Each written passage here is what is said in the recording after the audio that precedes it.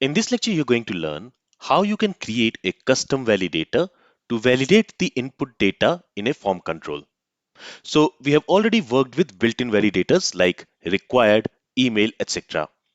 Now we are going to create a user-defined validator which we can use on a form control in order to validate the data which the user has inputted in that form control.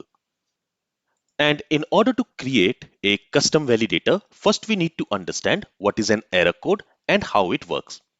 So what I'm going to do is, currently this submit button will be enabled only after all the required fields has a valid value. But I'm going to remove that logic. So let's go to app-component.html, and from this button, I'm going to remove this disabled property. Okay, but I'll keep it for your reference here. Okay, let me also go ahead and let me comment it. All right, so now this submit button will be enabled always. Okay, let me clear the console here. And if you remember, this first name and last name, these two are required fields. Also, this email is a required field. So let's work with this first name form control and let's try to understand what is an error code. So currently when I go ahead and click on the submit button, this form group has been logged. In this form group, we have this controls property, and there we have this first name control. Now, if I expand this first name control, there you will see that we have this errors property, and it is assigned with an object where the property name is required and it is set to true. So this required here is nothing but it is an error code. So on this first name input element, we have added a required validator. For that required validator, this required is its error code. So if we don't enter any value inside this first name, in that case, the required validator will fail. And when the required validator will fail, it will return this object and it will be assigned to this errors object. All right. So for the required validator, this required is its error code. Now, if I go ahead and if I enter some value in this field, let's say John, and now if I submit the form, now you will notice that for that first name control, this errors is null because now on this first name form control, there is no validation error. On this first name form control, we have only one validator, the required validator. And since we have provided a value for that field, now the required validator has succeeded. There is no validation errors. So when the validator has passed, it is returning null, and that is assigned to this errors property. Next, let's look into the email field. So if I expand this email field, you will see that this email is also a required field. And inside this email field, we have not entered any value. So to this errors property, an object has been assigned, and there we can see the property name as required. So this required error code has been returned by the required validator, and it has been assigned to this errors property of email control. Now, if I go ahead and if I enter some value in this field, some random value, which is not a proper email, and now if I submit the form, let's go back and let's expand the controls property, and there let's expand this email form control. Now there you will notice that we don't have required error code. Now we have this email error code because this field is required, and on this field we are also using another validator called email. So if I go back to VS Code, on this email field we are using two validators, the required validator and the email validator. So we have provided some value inside this email field, so it is not an empty value. That's why the required validator has passed. But this value, it is not a proper email address. So the email validator has failed. And when the email validator has failed, it has returned an error code, and that error code is email. So this email is the error code for email validator. So the point which I want to make here is that for a form control, if this errors property is null, that means on that form control, there is no validation error. But if this errors property is not null, that means on that form control, some validation error has occurred. And we can see what validation error has occurred by looking into this validation error code. So for the email validator, the validation error code is email. For the required validator, the validation error code is required. So looking at the validation error code, we can know that what validation error has occurred on a form control. Okay, so keep in mind that every validator returns an error code when the validation fails on a form control. And we can see that error code using this errors property of the form control. So I hope now you know what is an error code. Now let's see how the built-in validators of Angular are defined. So let's go to this Angular documentation. There, let's go to this docs section. And here, let me search for validators. Okay, here we have the validators. And here you can see all the validators. Now, if I click on this See More button, you will see that each validator is basically a method. It is a static method. So this min is a validator and it is actually a method. In the same way, this max is also a method. It is a validator and a validator is basically a method. Let's scroll down to the required validator. So here also you will see that this required, it is basically a method. Now, what is the signature of this method? So the signature of this method is, it is a static method, and this required method, it is going to take an abstract control. And this abstract control is parent class for form control, form group, and form array. So this required validator, you can use it on a form control, on a form array, or on a form group. Okay, and it is going to return either validation errors. So basically it is going to return a validation error code, or it is going to return null if there is no validation error. So in the same way, we can also create a custom validator. If I scroll down to the email validator, here also you will see that this email is a method. It is a static method, and this email is taking one parameter, abstract control. So basically, we can use this email validator on a form group, form array, or a form control. And it is either going to return a validation error code if there is some validation error, or it will return null if there is no validation error. So in the same way, we are going to create our custom validator. Now, what custom validator do we want to create? So what I want is, currently in this first name and last name, I can also enter a space, right? But what I want is, in this first name and last name control, user should enter only first name and last name without a space. So user should not be able to enter John, after that a space, or something like John Smith. So this is also not a valid first name. Okay, or he cannot start with a space like this and then enter the first name. This is also not valid. So I want to create a validator to check if in first name and last name control, if the user has used a space. Let's see how we can do that. So let's go back to VS Code, and inside this app folder, I'm going to create a new folder. I'll call it validators. And inside this validators, I'm going to create a new file, and I'm going to call this no space allowed dot validator dot ts. Okay, so this is the file name. And inside this file, we are going to create our validator function. So let's create a variable. Let's call it maybe no space allowed. So this will be the validator name. And to this, let's assign a function. And this function, it is going to receive a form control. So we are going to use this no space allowed only on form controls. We are not going to use it on form array or form group. So here I'm going to specify a parameter. I'll call it control, and it should be of type form control. And in order to use this form control, we also need to import it from angular/forms. And inside this, we are going to write the logic to check if a form control contains a space. So here let's write this if statement. And first we will check if this control's value property is null or not. So here let's check control dot value. If it is not equal to null, then we will check another condition. And in this condition, we will check if the value of that form control contains a space. So we can say control dot value dot, and I'm going to use this method index of, and to this we will pass space. Okay, so this index of method will return the index of the first occurrence of this space in a value. But if there is no space in that value, in that string value, in that case, this index of will return -1. So here we will check if it is not equal to -1, that means that value contains a space.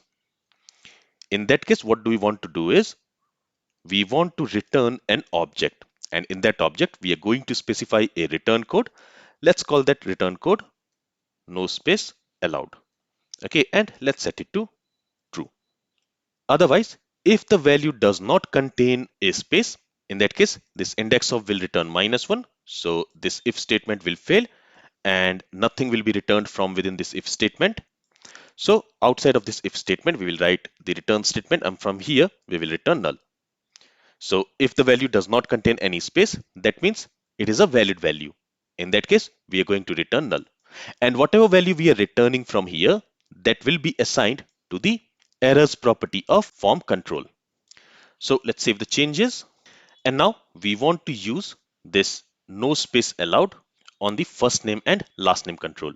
So let's first go ahead and let's import it from this file. So in the app component.ts at the top, we are going to write the import statement, and we want to import it from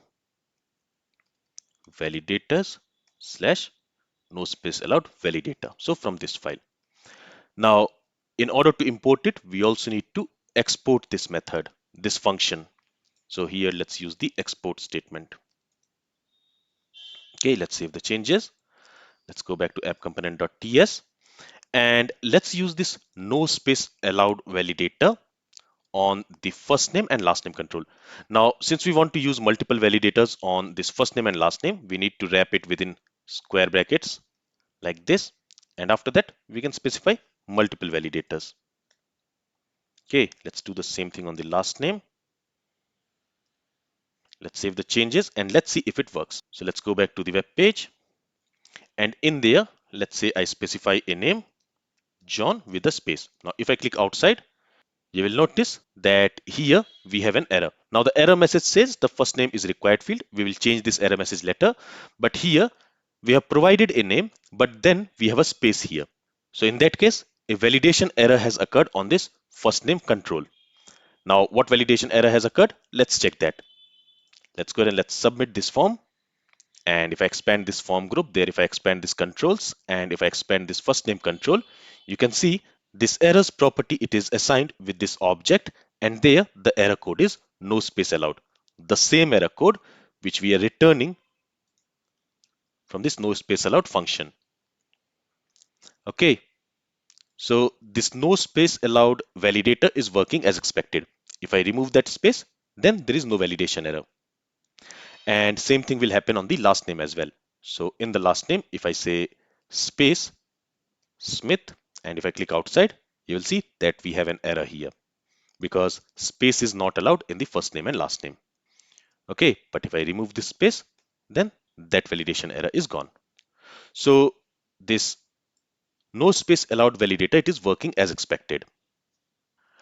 Now here we have created this no space allowed validator as a function, but we can also create it as a method. So what I will do is I'll simply create a class. I'll call it custom validators. Okay, let's also export this class, and let's create this function as a method inside this class. So I'll cut it from here, I'll paste it here, and let's remove this equal to sign. Okay, and let's also remove this statement from here. And here we are not using arrow function syntax, so let's remove that arrow syntax from there. Okay, so here now we are creating a method. Now let's make this method static by using the static keyword. All right, now let's save the changes. So now from this file, we are no more exporting the no space allowed function, but now we are exporting custom validators class. So let's copy this. Let's go to app component.ts, and there let's import custom validators class. And here we can use custom validators class, and in that we have a static method, no space allowed. So this is how we can use that static method. In the same way, here also we are going to use the custom validator class, and in that we have a static method, no space allowed. Let's save the changes. Let's go back to the web page and let's quickly check if it is still working. So if I enter a name inside this first name control, and if I enter a space and if I click outside, you will notice that we still have the validation error. And if I go ahead and if I submit this form, and if I expand this form group, controls, first name control, you will see that this errors property, it is assigned with an object, and in that object, the error code is no space allowed. Okay, but if I go ahead and if I remove that space, there is no validation error. If I submit the form again, and if I expand this first name form control, now you will notice that this errors, it is assigned with value null.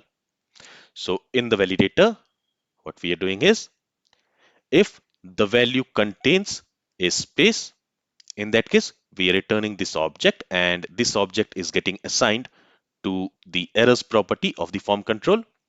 Otherwise, if the value does not contain a space, in that case, we are returning null, and that is getting assigned to the errors property of form control. Now, what we can also do is, we can use the value which gets assigned to this errors property in order to show a custom validation error message based on the error code. Let's see that. So let's go back to VS Code and let's go to app component.html. Let's scroll up to the first name input element. Okay, so here we have the first name input element. So we want to show this error message, first name is a required field only when the error code is required. So this expression here, it will give us access to first name form control. In that form control, we have a property called errors. And in that errors, we will have a property called required if the required validation error has occurred on that form control. So here we need to use the square bracket syntax to access the property of this error object, and there we are going to specify the error code as required. Okay, so when the error code is required, in that case, this validation error message will be shown. But let me copy this small element and let's paste it again here. If the error code is no space allowed, okay, so this is the error code which we are returning from this no space allowed validator. So if it contains the error code as no space allowed, in that case, we want to show another error message. No space is allowed for first name. Okay, let's save the changes. Let's go back to the web page. And here we have an error. It says property error does not exist. That's because the property name is errors and not error. Let's save the changes again. Let's go back to the web page. So the error is gone. Now, if I click inside this first name text box, if I don't enter any value and if I click outside, we see this message, first name is a required field. But if I enter a value and if I enter a space, now you will notice that the error message says no space is allowed for first name. Okay, but if I enter a valid value, you will see that here we have an error. And the error is because now this errors property will be assigned with the value null, right? And on that null, we are trying to access a required property, or on that null, we are trying to access no space allowed property. So since this errors is null, on that null, we are trying to access a property. That's why we are seeing this error, and error says cannot read property of null, reading required. Right. So to avoid this error, what we can do is here we can use optional chaining. So after this errors, we can use a question mark and then dot. And this operator is called as optional chaining. Let's do the same thing here. So basically, if this expression returns null, for example, in the first name, if we have provided a proper first name without any space, in that case, this errors will be assigned with the value null. So this expression here will return null. And when expression returns null or undefined, And after that, if we have used this optional chaining operator, in that case, the further expressions are not evaluated. So if this expression has returned null, after that, this expression will not be evaluated. If it does not return null or undefined, then only the further expressions will be evaluated. Okay, so in this way, we can resolve this problem. If I save the changes, if I go back now, and if I click inside this first name, if I click outside, we have this error message. First name is a required field. If I enter a valid value, let's say John, we don't have any error. But if I enter a space, we have this error, no space allowed for first name. But if I remove this space, we don't have any validation error message, and we also don't have any error in the console. So this is how we can show a specific validation error message based on what error has occurred on the form control using the errors property of the form control. Because if there is any validation error on the form control, then the errors property will be assigned with an object with the validation error code. We can make use of that validation error code to show a specific validation error message. But if the errors property is assigned with the value null, that means no validation error has occurred on that form control.